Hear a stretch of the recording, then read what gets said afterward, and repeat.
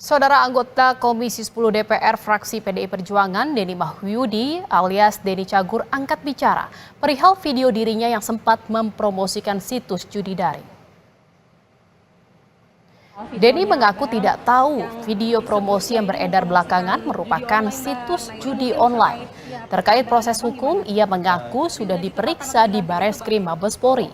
Menurut Denny, saat itu ada 27 pesohor turut diperiksa dalam kasus serupa.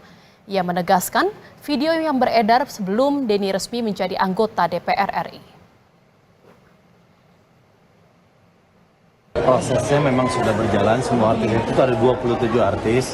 Waktu itu karena ketidaktahuan, kita semua pun sudah dipanggil ke Bareskrim, saya sudah datang mengikuti aturannya sebagai warga negara yang baik, saya datang. Setelah itu prosesnya berjalan dan sekarang sebenarnya kita serahkan kepada pihak polisi. Jadi termasuk udah dipanggil Pak? Udah semua udah dipanggil. Berapa kali itu baru dibikin? Udah lama, udah beberapa udah lama sih semuanya dipanggil satu persatu. Oh, berarti sebelum menjadi anggota dewan ya? Itu setelah jadi anggota dewan atau gimana Bang? Lagi perjalanan. Lagi perjalanan.